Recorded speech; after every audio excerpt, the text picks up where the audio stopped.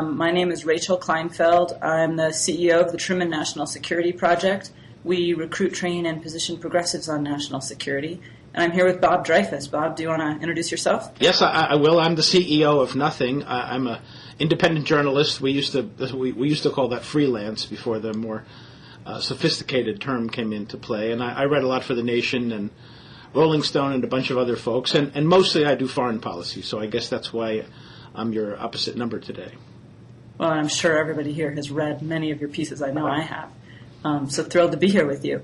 I guess our topic is just Obama's first year. Thumbs up, thumbs down, what your thoughts are. What are your thoughts, Bob? I guess I would kind of say thumbs sideways. I can't quite give it an up or down yet, but it was kind of, you probably agree, an easy act to follow in the sense that he took office after 8 years of bumbling, not to mention, some war crimes. So it seemed like coming in that he would have an easy go of it. And I guess we could say so far so good, but I think there's some really big problems and some big mistakes that he's made. And in my mind, the biggest one is Afghanistan. But I think a number of the other initiatives he's taken are maybe going to pan out this year. We've got to kind of cross our fingers on some of them, like Iran. But I'd be interested to get your thoughts, first of all, and maybe we can find some things we agree and disagree on. I'm sure. I mean, as you know, we probably disagree on Afghanistan. That's part of his platform that I've been very happy with. I think he's doing extremely well, and I think he took a pretty brave political decision, since I think we'll be facing increased casualties just in the midst of a midterm election, but for a good, positive foreign policy outcome, and that's a very brave thing for a president to do, and it's the right thing for a president to do. Yeah. But I think we probably have a lot of other areas of agreement. I'd actually give him a thumbs up. I'm very happy with this first year, very worried about the next three, but very happy about this one. I think his bravery on Afghanistan is matched by his bravery on climate change to take on an issue of that level of import where he's gotten that much pushback from the right, and the right is just being awfully irresponsible, it seems to me, about a problem that's going to affect our military and our security posture, not just our climate, for the rest of planet Earth, much less our lifetimes. I think he's done an excellent job raising opinion about us in the world, and that has a real verifiable effect. There's a scholar, I was just reading The Economist, there's a scholar named I'm going to forget, Simon Anholt, who has estimated the Obama effect at $2.1 trillion for American goods and services sold overseas because people like us more. That's a real effect. So I think it's pretty good for a first year, but I'm worried about the next couple. Yeah, I don't know if they like us more. I think they like him. And there's a big difference between the two. I mean, a lot of the polls have shown that opinion of America hasn't changed much in places like Pakistan and Turkey and other places, but there is sort of a warmer and fuzzier feeling about the POTUS, and so that maybe is something. I'm not one of the people on the left, by the way, who was disappointed in Obama's decision because on Afghanistan, that is. I think it was quite expected. He campaigned on the idea of Afghanistan as the good war. He promised to escalate it. He took office and he escalated it. So there's not really much room, I don't think, there for complaining that he betrayed us or anything like that.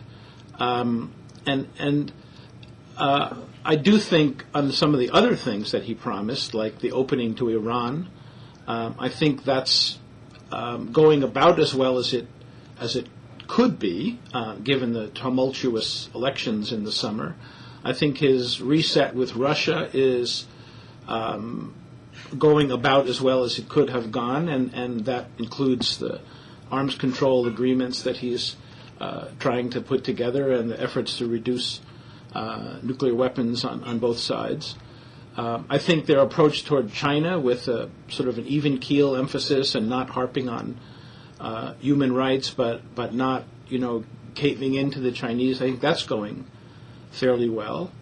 I think, though, that, like you, there's some real big difficulties shaping up in the next year or so. One is Iraq. I don't think the Arab-Israeli talks are making much progress at all, and they seem to be at a complete and utter stalemate.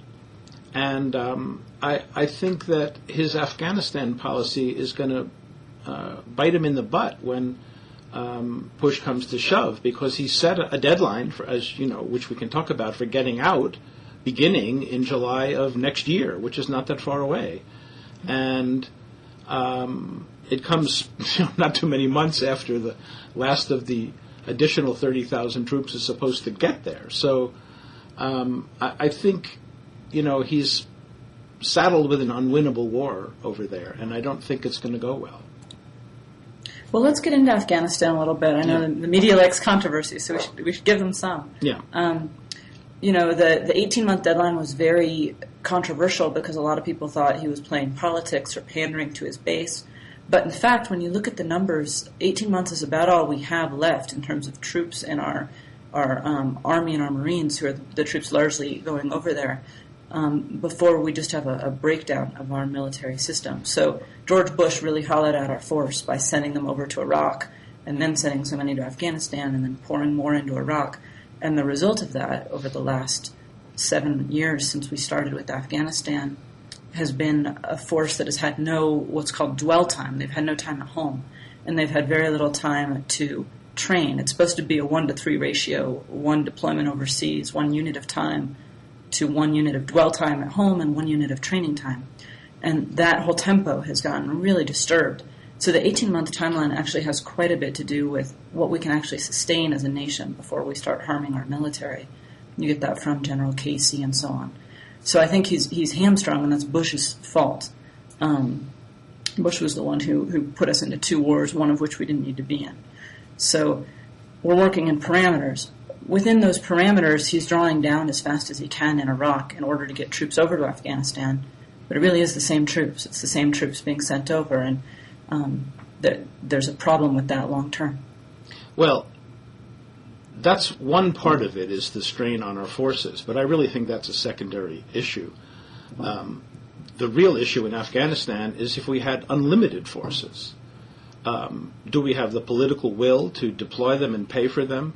And if we did, could they win this war? And I'm arguing no on both counts. I don't think we have the political will, after 9 years, by the way, of fighting over in Afghanistan against a very ephemeral foe. I don't think we have the political will to sustain a commitment there for very long at all. And I think that's a good thing, by the way. I think we've had enough of Afghanistan. We should get out. And second of all, I don't think he's made the case that there's some great threat from Afghanistan, or from Pakistan, for that matter. I think the idea of al-Qaeda as a global, existential threat to the West is absurd. That was the Bush view, and Obama has backed away from that.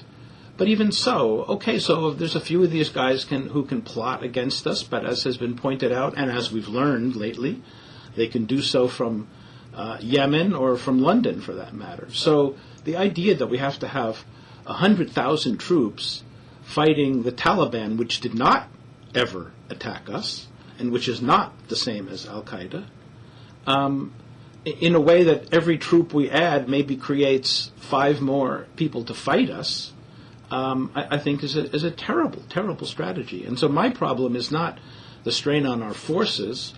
It's that this is an absurdly unwinnable proposition, and that we need to have a surge of diplomacy with Afghanistan's neighbors, and cut a deal with the Taliban and with its chief backer, which happens to be Pakistan.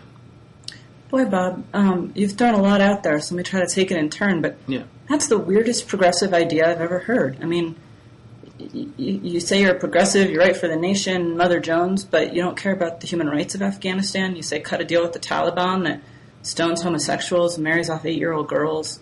I mean, this is an odious regime. I can say I can understand realpolitik, but for a progressive, it's a very weird position that you're taking.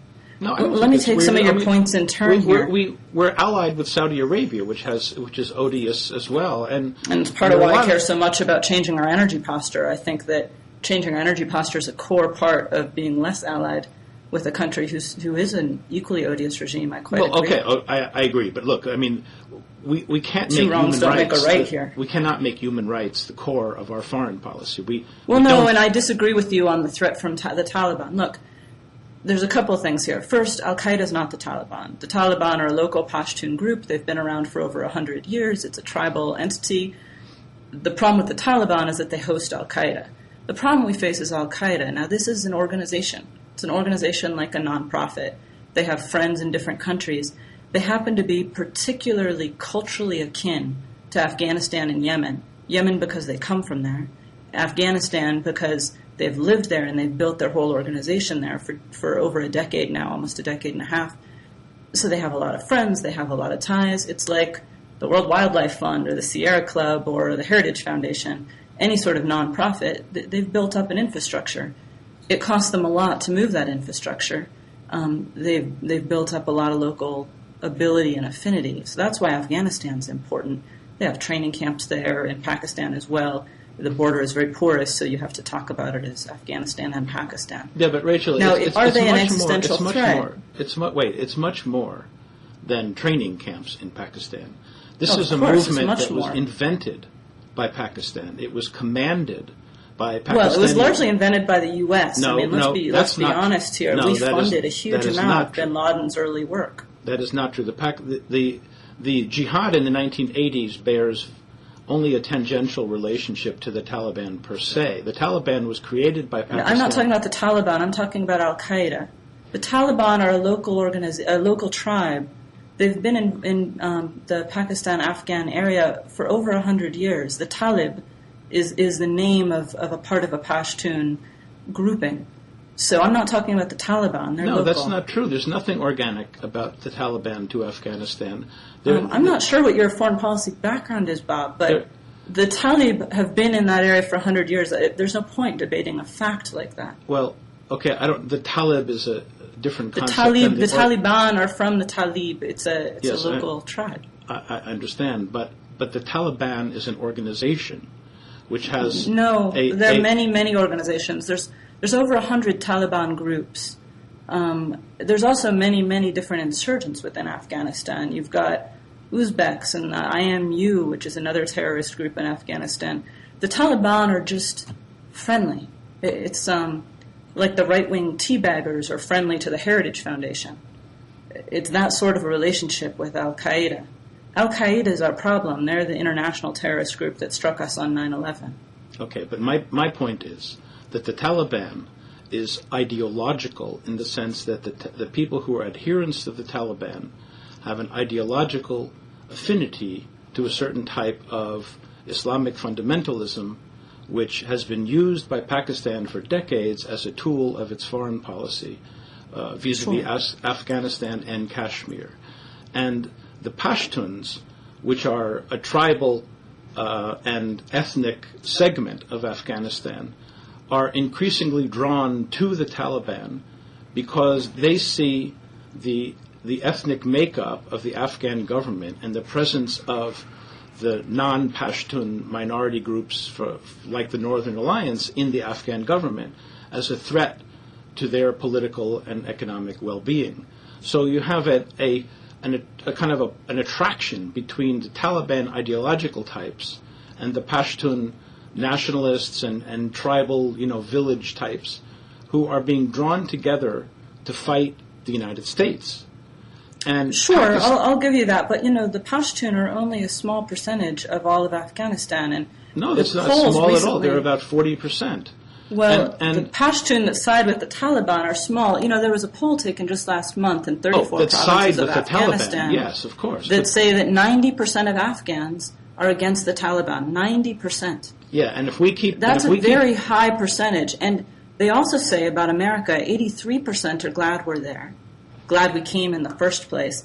70% think the government's going in the right direction there. 68% back U.S. troops there. nor do they think that we're the ones causing their injuries. Oh, look, I don't know Quite about unlike Iraq, you have Rachel, 66% of them saying that the Taliban are the ones, Taliban, Al-Qaeda, and foreign insurgents are the ones causing their injuries, and they want us to stay. So I don't know what facts you're drawing from, but I actually do care about the Afghan people. I was on the ground there last year. So I've got close friends running NGOs in that country. Wait. Don't imply that. And when you actually look at what the Afghan people want, they want us there, and they believe in their government, and they think that we're doing a good job and not killing civilians as much. Well, you know what? I really doubt that you went out into the villages around Helmand and Kandahar and found out what the Afghan people want. Well, and actually, no. I drove to Bamyan, which was a 12-hour drive into the center of Afghanistan. And so I did see some of that of, country. I'd be very skeptical. And I don't believe you have. Okay, well, you've trumped me there, Rachel, because you've been on the ground. I've been on the ground in Iran, and maybe I can trump you there in a very debate-friendly way. We can talk about Iran later, but right now I'm talking about what are we doing in Afghanistan, why are we there? Now, you said that it's not an existential threat. Here I basically agree with you. You know, very few things are existential threats. It's not even a major with all threat. Of its nuclear it's nuclear not even weapons a major was, threat. Well, here I disagree. The Soviet Union with all its nuclear weapons, that was existential. They could have wiped out our country. Other than that, almost nothing is existential, other than bioterrorism. Bioterrorism is the one thing that is an existential threat. I wrote a paper with the former Secretary of the Navy about bioterrorism 2 years ago, and the fact is Al-Qaeda is experimenting with bioterrorist options. Have they perfected them? No. Is it hard to perfect them? No. Let's talk about... So this is the only existential threat we face from them, but it's a real one. No, it's not. You know what? There was a cult in Japan called Om Shinrikyo way back in the 20th century. I know them very well. We studied them quite closely, and in fact, Richard Janczek spoke with the leader of that. Wait, can I say something? They had $1 billion in the bank, and they experimented with bio and chemical terrorism and got pretty much no place. And Al-Qaeda is not going to develop sophisticated biological weapons under assault in Pakistan's tribal areas. It's just not going to happen. Well, we've already found training manuals where they're trying. If they spread some disease and a few hundred people get sick and 20 people die, it's not the end of the world either. Neither is it the end of the world if they shoot up a shopping mall. These are, John Kerry, when he ran for president in 2004, said we have to reduce terrorism to the level at which it's a nuisance. And he was pilloried for that by the right wing, saying, oh, how can you call this a nuisance? Well, terrorism can be a nuisance. And if an occasional bomb goes off, we can live with that. But we don't have to build our entire military and our defense and foreign policy around the notion of eradicating an organization that lives in caves. We just don't. They're not that significant. I don't think anyone plans to. What Obama has said is that he wants to degrade their abilities. And degrade their abilities means keep them from being an existential threat. Nobody plans to get every single one of these terrorists. No one can. Nor do I think it should be our military. If you look at the RAND is a big think tank in Washington and California. They've done quite a bit of study on counterinsurgency, and what they've found is that the local forces are what's needed to beat a counterinsurgency. And what Obama's plan has done with these 30,000 troops is put in enough troops so that we can protect the local forces so that they can get trained. As you remember from Iraq, whenever we tried to train local police, that would be the people who got bombed. The bad guys know to bomb the folks that we're trying to train on the ground, and so what Obama's strategy is trying to do is build up the local forces, the Afghan National Police and the Afghan National Army. Particularly with the Army, we're having some luck. The police are more difficult. They're corrupt. This is not insurmountable. We've dealt with corrupt police in many countries and helped make those forces better. Yeah, but well, in the end, it's going to be the Afghans that win there, and what we need is a short, sustained ability to train them and keep them safe while we're training them, and that's really what we're trying to do while protecting the population in that country. Yeah, well, let's just put me down as a skeptic with an exclamation point that we're going to be able to be successful there, and I guess we'll have to agree to disagree on this, but I think that this could potentially be a major mistake for Obama's foreign policy, and I guess you think of it as a brave and potentially successful one, but, let's revisit it a year from now. I think of it as courageous. I think a year from now it's going to look worse. A year from now we're going to have more U.S. troops dying because they're going to be engaging the enemy, and when you engage the enemy, more troops die. But I think 5 years from now you're going to have a much more stable country, which frankly is what we're seeing in Iraq. That's not the good war. Nobody liked Iraq. I certainly didn't like Iraq. But I did support the surge because I thought it was the right way to minimize civilian deaths and create enough stability that we could get out of there more quickly. And that's exactly what's happened in Iraq. Are we shifting to Iraq now? Because we could. We've agreed to disagree on Afghanistan, so why not? Yeah. Well, I was a very strong opponent of the war. I think it was a crime that we attacked Iraq. I think that the United Nations has pretty much said that it was a criminal act. And not only that, it was an unnecessary war against a nation that never attacked us, didn't have WMD, and though it was a horrible violator of human rights, should have been just left alone. Now, the fact that we invaded that country, killed hundreds of thousands of Iraqi, destroyed its infrastructure, ripped apart its entire government fabric, and tried to rebuild it from the ground up is a major moral blot on the history of the United States. The surge, not the surge. I mean, look, the point is, we sent some troops there. We squatted on top of the problem. We damped down some of the violence, but I'll tell you, the surge didn't cause the decline in violence. There's about 5 other things that happened then, which I happen to know a lot about, which did in fact lead to a lessening of violence. And now, right now, before the elections in March, we're seeing a very likely resurgence of the sectarian divisions that pulled that country apart. Iran has moved into Iraq in a massive way with military and intelligence assets and political support and economic presence, and is determined to give us a bloody nose there.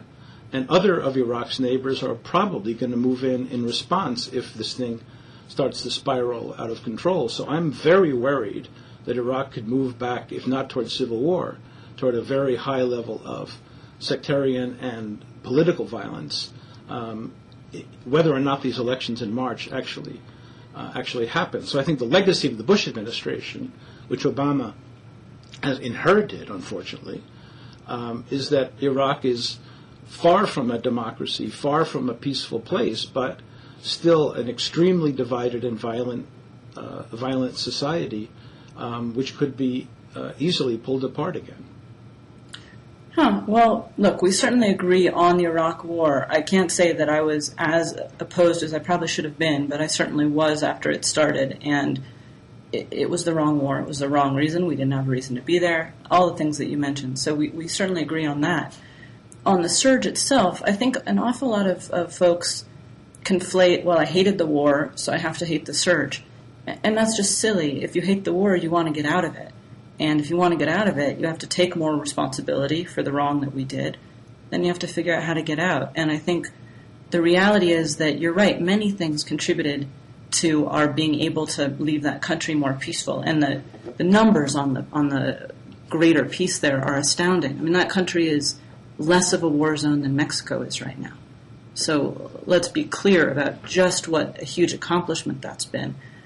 And, the reason that it was a huge accomplishment was that the Sunni tribes turned. It was that al-Qaeda made cultural mistakes with those tribes, which is why they get along better in Yemen and Afghanistan than even a country like Iraq. They made some cultural mistakes. They turned the tribes against them, and those tribes came to us. But the fact was, if we hadn't had a lot of people on the ground, a lot of boots there to meet with those tribes, to work with them closely, to work with them slowly. Greg Mortenson's book, 3 Cups of Tea, about doing work in Pakistan, it's the exact same in Iraq. It takes a lot of tea, and sitting with people takes a lot of time. So we had a lot of troops on the ground, and that was what allowed us to capture the opportunity that those other changes on the ground that were the real cause of success there, it let us capture that opportunity. And if we hadn't had troops there, we wouldn't have been able to. We wouldn't have been able to train the police as quickly. We wouldn't have been able to capture the Anbar awakening and those Sunni tribes, and so on. You left out 60% of Iraq just now, which were the Shia. And in fact, in 2007, 3/4 of the attacks on American forces were coming from the Shia, from allies of Muqtada al-Sadr, from the so-called special groups, quote-unquote, that were backed by Iran in the south and east of the country. And it was a decision at the beginning of 2007 by Muqtada al-Sadr, or actually late 2006, to stand down and declare a ceasefire. It was a decision by Iran to call its dogs off, which allowed the Shia side of the equation to quiet down. They were the ones who were our main opponents by 2007. Well, with both sides, you're quite right about the Shia, and that had nothing to do with our the troops surge. being In fact, the president went after the Shia in a very strong way, and would have failed if it hadn't been for the extra troops that we had there. And in the end, you're right about what quieted the Shia for portions of time, that they stepped down and that Iran told them to step down. Yeah, and my point right now is what quieted them was that we had a huge internal war that destroyed Sadr's base, that was started by the president of Iraq, and would not have been finished if we hadn't finished it with him. But look at the thing now. It's not so quiet now, because you just it's still more quiet than Mexico. Well, okay. Mexico is not about to erupt into a civil war. Right, and I don't think Iraq is either. I do think that it's going to be problematic as we leave, but, a lot of countries are problematic. Well, I wonder. The fact is, Obama's doing a really good job of pulling us out slowly and steadily, getting those troops out, but in a pretty sensible way. I think it's another real success. It's hard to retreat. Yeah, I'm okay with the way Obama scheduled the withdrawal. I think we could have done a little bit faster, but that's fine. The problem I'm addressing is not mistakes that Obama has made, so I'm giving him fairly good grades on Iraq. What I'm saying is that going forward, I think that the Shia sectarian religious parties, the ones backed by Iran, Iran also has a lot of influence over Maliki. Maliki and his Shia opponents, the Shalabi party that's been organized around the Hakims and the old Iski Badr Brigade forces, they are going to press their advantage, and they seem unwilling to make a deal. We'll see now. Biden is going over there this week to twist some arms, and I imagine that they will get the Shia to back down a little bit on the disqualification of these 500 nearly all Sunni candidates in the election. But in a way, the damage is done. And a lot of the Sunnis who boycotted previous elections, who were promised big changes in the constitution of Iraq, which never happened, are now going to be soured on this election too. And if there's not a boycott, it could still lead to a lot of bad blood. And on top of that, the Kurds are pushing an expansionist, aggressive, building on their three little provinces up in the north, trying to take over Kirkuk, trying to take over parts of Diyala province, trying to take over parts of Salahuddin and Nineveh provinces. That thing is not going to set well with either the Shia or Sunni Arabs. So I think there's a lot of explosiveness, which unfortunately Obama will be blamed for. I mean, the Republicans and the right wing and the neocons will all say, hey, things were great under Bush and we surged the heck out of that place, and now you come in and start pulling troops out and it blows up in your face. And I think he may pay a political price for that. Not only that, and maybe we could sort of get onto Iran here, but Iran holds a lot of the cards. And so part of the reason why we need a deal with Iran, by the way, despite the human rights problems there, part of the reason why we need a deal with Iran is because we need Iran's help to stabilize the two things we just talked about, Afghanistan and Iraq. And if Iran wants to really cause some trouble for us, they can make a lot of mischief, especially in Iraq, where they have a vast influence. And so I think Iran will be really the central foreign policy problem for the Bush administration this year. And I think he's handling it correctly by not raising alarm bells about, deadlines and nuclear programs, and continuing to insist on a dialogue with Iran, continuing to hold the door open for some kind of diplomatic breakthrough. Well, you're dealing with an awful lot of issues there, and I'm not quite sure where you're going with them. Did Bush do the wrong thing, invading Iraq? Absolutely. Did he leave a lot of problems that we're going to be dealing with? Yes, he left a lot of problems that we're going to be dealing with. You think it might end up in civil war? I think that's less likely, but I'm not going to rule it out. It's certainly a possibility. Will Obama get blamed if something bad happens? Of course. You've got a right-wing spin machine with Glenn Beck and Limbaugh and so on that'll be thrilled to blame Obama for, an earthquake in Haiti. They'll blame him for whatever they can. So we certainly agree there. But he can't govern based on what he's going to be blamed from, the irresponsible opposition. Agree. On Iran, Iran is a huge problem, and I agree with you that it's a central problem. Iran getting nuclear weapons is a huge problem. It's a problem for proliferation, because if Iran gets them, Saudi will want them. UAE is already developing peaceful nuclear energy, and they've got to deal with us on this, but the whole Gulf will try to get nuclear weapons if Iran gets them. And then you have just a total breakdown of our non-proliferation regime. You have a total breakdown of any attempt to control these things.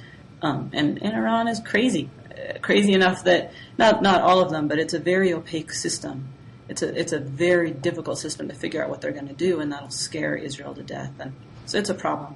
What do we do about that problem? Well, you're quite right. We need them for other things. They do have a lot of leverage in Iraq, thanks to Bush's decision to go in there in the first place and destroy the country. Yeah. So and put Iran's allies in power.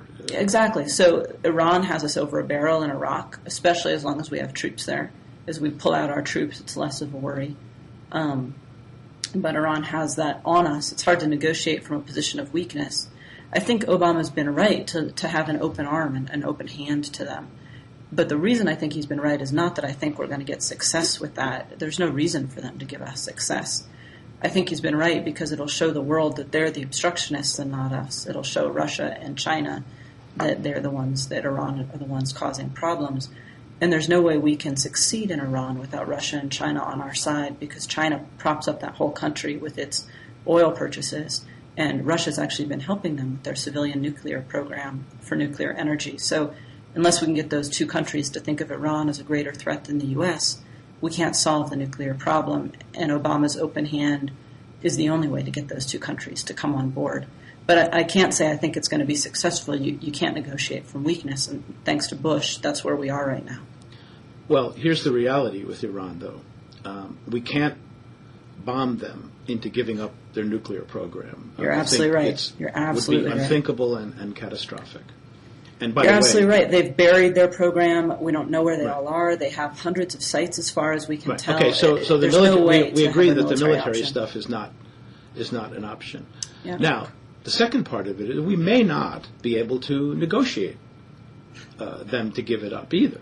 Yeah. And we can't sanction them into giving it up. Sanctions are not going to stop them. So I think it's why time. do you say that, actually? There's some interesting sanction legislation in Congress. Let me just elaborate this a little bit, okay? Mm-hmm. Because I guess what I'm saying is we're probably going to have to end up with a nuclear-armed Iran somewhere down the road and contain them because these other options aren't going to work. And there are a lot of thinking people who have already started making plans about how to contain a nuclear Iran. But the fact is, while I totally support Obama's negotiations with Iran, I think where he hasn't budged, unfortunately, from the Bush position is that he continues to insist that Iran suspend or give up its nuclear program as the object of the negotiations. And last June, I was in Iran for 2 weeks during the election time. And while I was there, Senator Kerry said in an interview with the Financial Times, well, of course Iran has the right to enrich uranium. And all we need to do is get, in exchange for that, Iranians to agree to inspections, intrusive inspections, and oversight of their civilian nuclear program. So far, Obama has not put that on the table.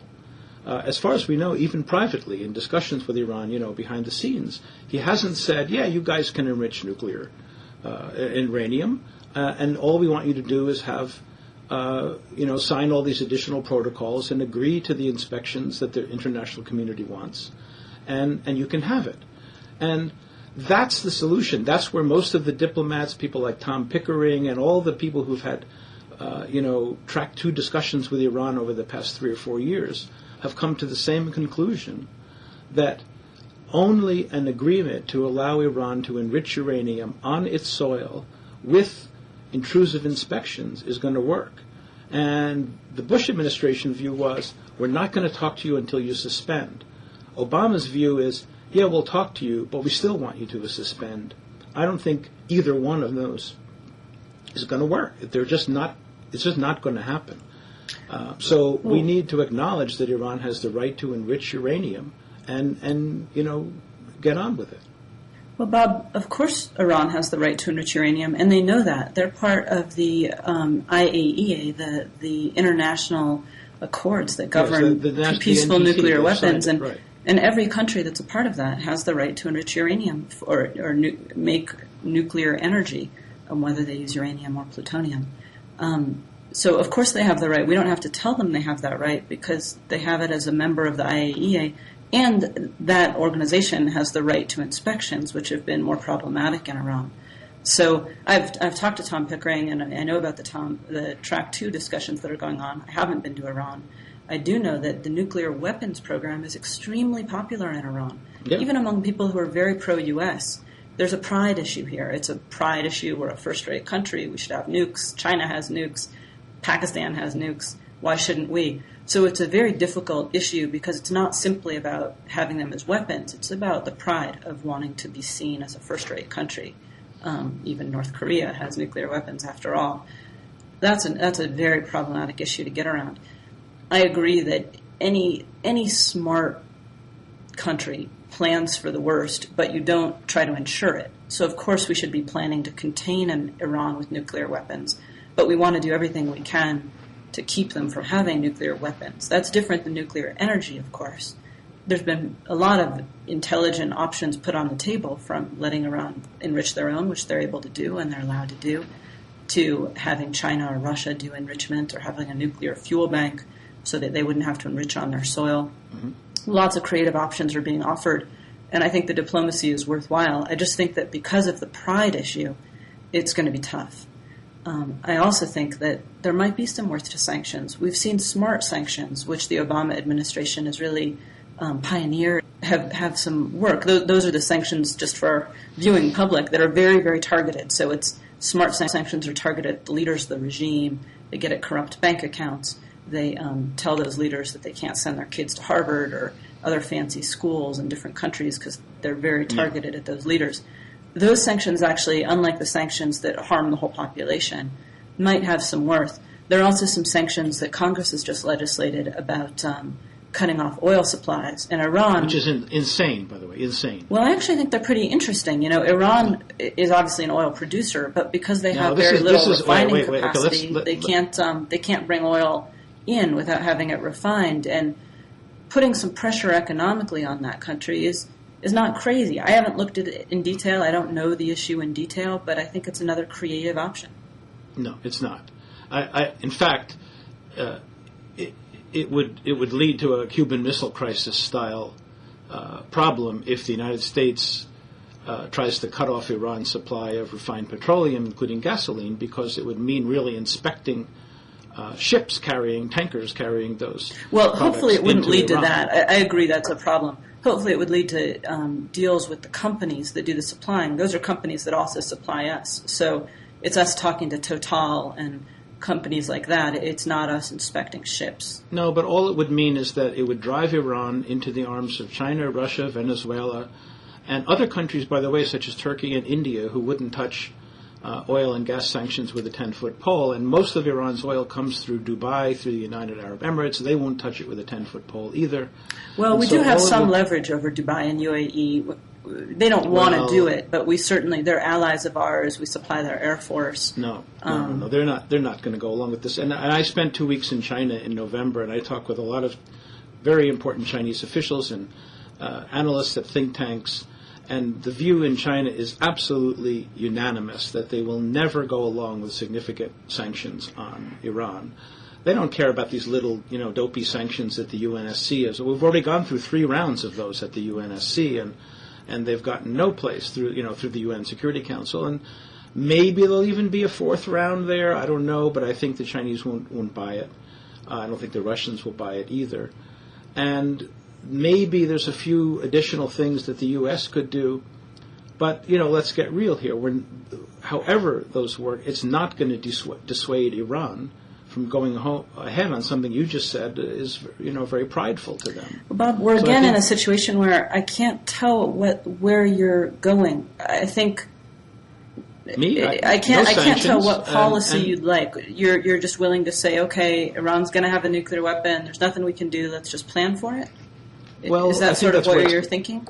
I think we're going to come down to that. But I would add that if there's any prayer of the negotiations working, it will only happen when Obama says, probably behind the scenes to Iran, first of all, our bottom line is you can have enrichment on your soil in exchange for these inspections. But we already have that. That is the IAEA regime. That's what they're under right now.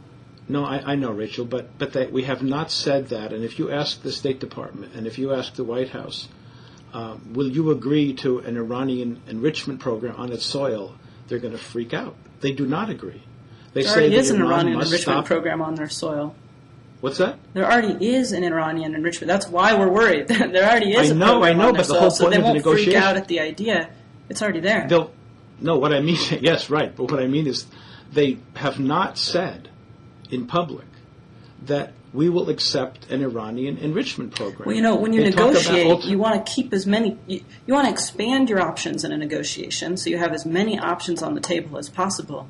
And you don't want to start taking them off until the other side starts taking them off. Otherwise, you're just weakening your position to negotiate from. Well, okay, maybe that's true. That's why I said they could do it behind the scenes. Well, for all either of us know, they have done it behind the scenes. I haven't been in those meetings. I don't think so. At least not. The point of behind the scenes would be that freelance journalists and Washington wonks don't necessarily know. Well, I know, that's true. But everything leaks out. And so far it has not leaked out that the U.S. has put this on the table in the discussions that Burns has had and in other discussions. And certainly when I was in Iran, that was they all said we can't read Obama's mind. He said in Cairo in his famous speech about rebuilding relations with the Muslim world that Iran has the right to civilian nuclear power. But he didn't say that you have the right to enrich uranium. And when I met with the head of the U.S. section at the Foreign Ministry, who said to me, very plaintively, he said, we don't know why he left that out. He didn't say we have the right to enrich, but he didn't say we don't have the right to enrich. So was he opening the door for a discussion? I don't know. And that's where the Iranians are. Now, all of this is complicated by the fact that the Iranian political system is in such turmoil that it's very difficult for the leaders over there to make any kind of intelligent response to U.S. offers. In fact, the leader of the moderate faction on this nuclear thing right now is old Ahmadinejad, who's been opposed by the reformists and reposed by the pragmatists like Rafsanjani on the nuclear issue, where he, in fact, authorized the deal in Geneva, which they've now kind of reneged on, and we'll see where that goes. But it was actually the president of Iran who, made this deal and is now kind of been forced to step back from it. So the political turmoil in Iran is very complicating in terms of any kind of talks, and that's why I don't feel much optimism about these talks, going forward. Well, I'd agree with you there. All politics is local. Iran has extremely complicated politics, the way its system is set up. And you're absolutely right that their ability to maneuver in the midst of immense tumult at home is difficult. We only have a couple more minutes, I see, and one thing that I wanted to get to was some of the good things that I can see under the Obama administration, some of the things we might agree on. The man said we weren't going to torture anymore, and as far as we know, that's the case. He's gotten rid of that as a tool of statecraft, thank God. He's been trying desperately to close Guantanamo, and he's been making a lot of progress. It's not easy, particularly with Yemen and civil war and so on. But yeah, it's tough, I agree, but that's a good sign. Another very good sign. And I, frankly, am very happy to see how much he's done on climate and energy. I think the right wing, and especially now after the Tuesday's vote, might make it very tough for him to pass that climate change bill. But I think it was brave of him to step up and push it through, and I sure hope it still passes. It's not a perfect bill by any means. It's the worst. It's like democracy, right? It's the worst system except for all the others. It's the worst bill, except that it can get through and it can give us a start. But we finally have a president who recognizes that if our planet heats up, our military is going to be deployed overseas far more. We're going to be forced to deal with refugee crises far more and other things that aren't really in our national interest, but out of humanitarian need, we'll be there. We're going to have lots of civil wars breaking out in Africa and Bangladesh and very volatile countries over water rights and so on. And last thing we need. And we finally have a president who sees this as a real priority because he understands it's not just let's hug trees. It's about security, and it's about moving away from oil as well and other carbon-based fuels.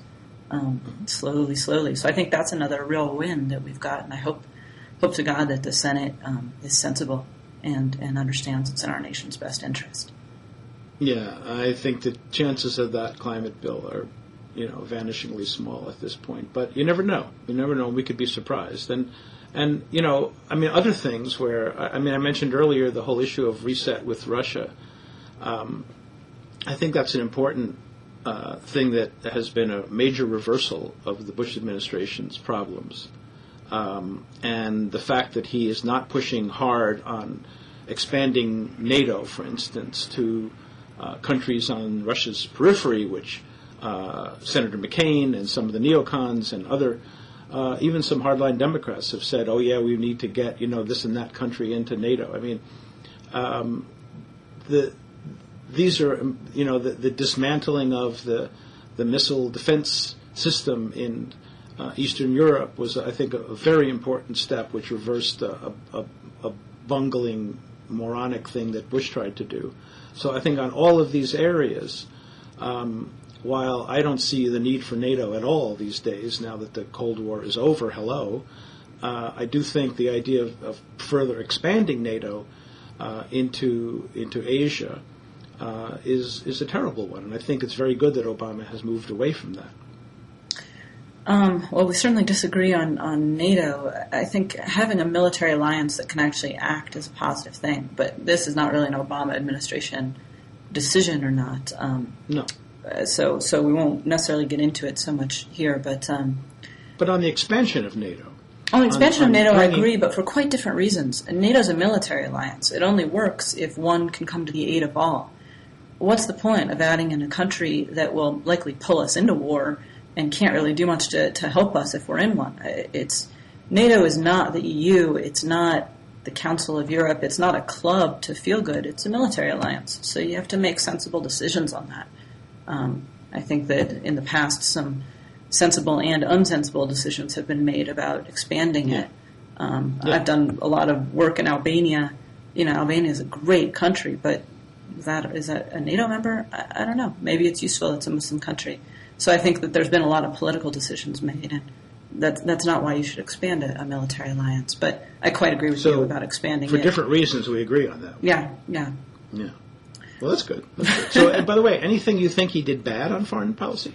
A couple things. I actually disagree with you about human rights. I think I was very disappointed in Hillary Clinton when she first kind of came out of the gate and went around telling China, don't worry, we're not going to bring up human rights. Again, it might not always trump. You have to have national interests trump, but you don't give up your negotiating power before you even start negotiating. And one of the few things we have with China that we want from them is human rights, and it's not something you should give up till you have to. I think they're changing. One of the things we want, but how do we have it? Sorry, one of the things we want from China is an improved human rights record.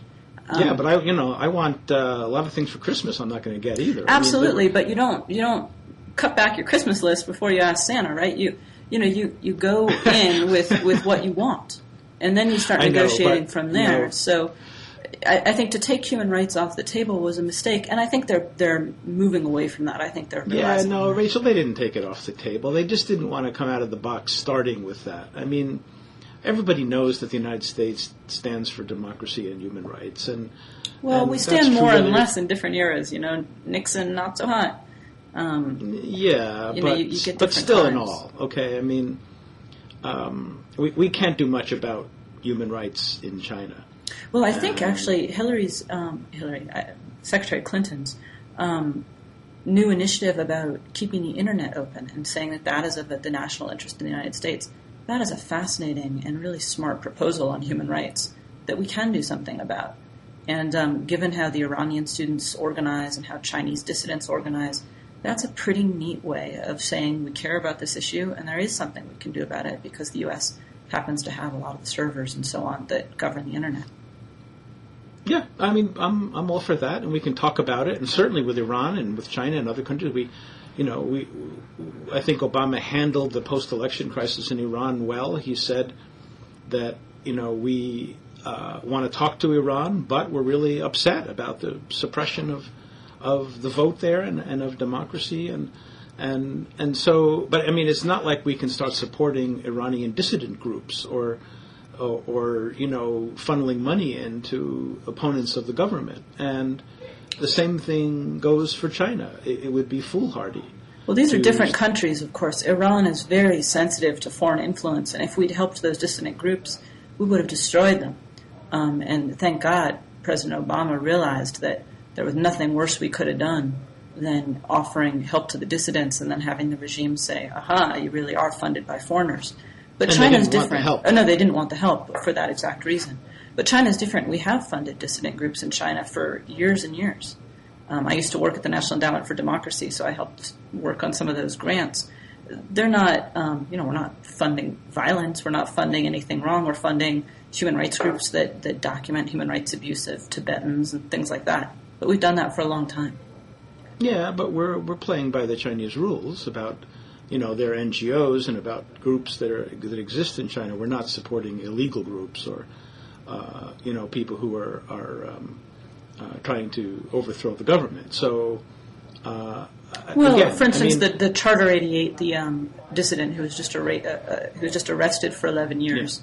Yeah. We did support him. I don't know if we gave him monetary support, but certainly we gave him a lot of moral support. Brought him over to the U.S. He was able to organize and do things here. The U.S. does this for an awful lot of countries where we support dissidents who are active in their home countries, and a lot of countries disagree with us for it, but I think it's one of the better things that the U.S. does when they're peaceful, when it's a human rights group. So you think Obama is not doing enough in this area?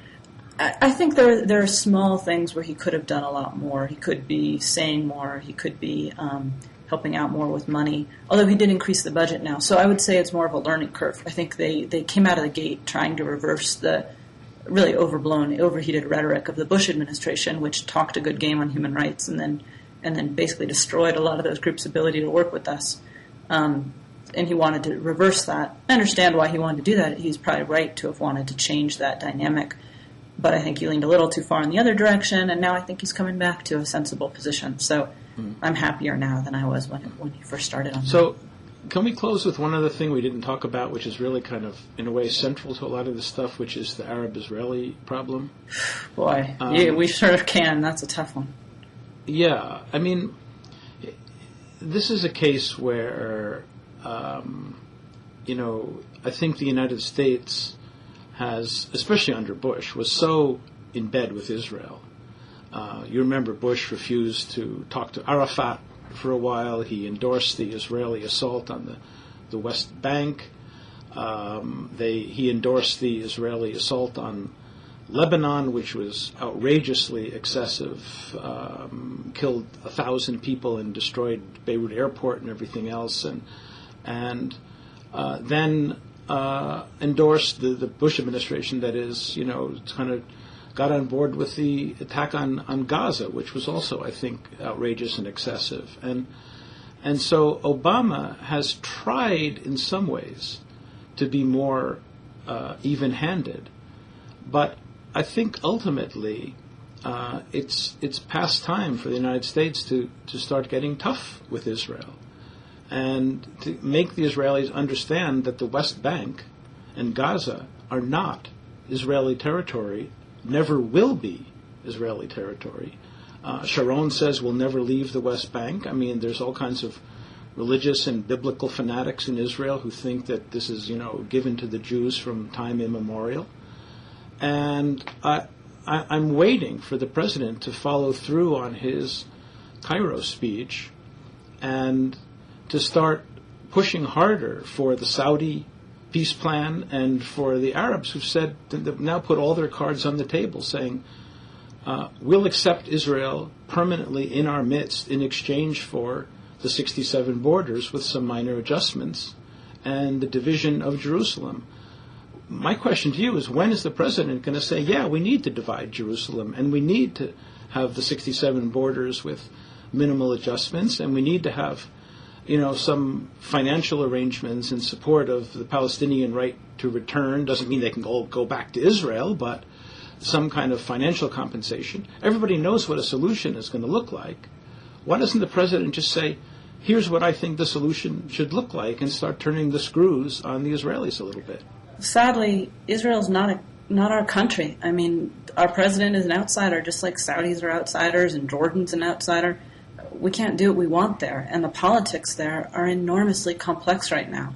You have a right-wing government elected that has no interest in stopping settlements or in any sort of peace process. Netanyahu is one of the more moderate parts of his own party.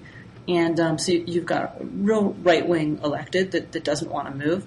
On the Palestinian side, Saudi Arabia might want peace there, but do the Palestinians want peace? Well, they're very divided. You've got the head of the West Bank basically saying he's willing, but he has no power, he has no base, he has very little legitimacy, he has no ability to bring his people along, his ratings are in the dumps. And then you have a terrorist group that it's pretty hard to trust because they do still have in their charter that they want to destroy Israel altogether. They have legitimacy and power, although less than they did before the Gaza incursion. But we can't negotiate with them very easily. America can't. Neither can Israel, given that they are a terrorist group. And, so who do you negotiate with on either side? What can America do, given that politics internally? I agree that we need a solution in Israel, and I think we almost saw it, under Clinton. That was very close to a solution, and so we do know what it would look like if it ever came about. But right. The U.S. can't make it happen. They have to make it happen. All we can do is help. Now, should we put the screws on? Well, Hillary Clinton, one of the first things she did was say, stop settlements, stop the expansion of settlements altogether. Very sensible. It's the right thing to do. It's a trust-building measure. We should have done it. Obama has, I think his approval ratings in Israel are in the single digits. I think that was the last numbers I saw. I mean, he has been destroyed for a policy that didn't even get carried out. They rolled it back and rolled it back. And so what can he do, given that when he announces a pretty sensible policy that doesn't actually affect the core of Israel, you get riots and upheaval and Israel not trusting him. And the problem with that is that one of the things that the Arab world looks to the U.S. to do is bring along Israel. One of the things that everyone thinks about us is that we're in bed with Israel. Whether it's true or not, it's what a lot of those Arab countries think. And what it means, kind of true. It is kind of true. And what it means is that they are a democracy and they are, one of the more trustworthy countries in that part of the world. But what it means is that we only have legitimacy insofar as we can bring Israel along with us to the negotiating table. So when you have an Israel that says, absolutely not, we're not listening to you, we're not going to do what you want, it actually reduces our ability to bring them to the negotiating table with any trust from the Arab states. So I agree it's a huge problem. I don't know what you do with it, with the current local domestic political situation there, except say we care. We're going to keep our eye on it. We're going to keep sending people out there to negotiate and try to put them together and hope that the Israelis elect a better government and that the Palestinians get a single government we can work with over time. Yeah. Well, that one could last another hour discussion. But no kidding. Maybe we should kind of wind down now. I hear that they can edit this so we don't have to have an intelligent, smooth landing here for our ending. Thank goodness. There's very few intelligent, smooth landings in foreign policy. But it was a real pleasure to talk to you, Bob. Yeah, me too. We will have to actually have a lunch someday and we can talk in person and actually see each other face to face.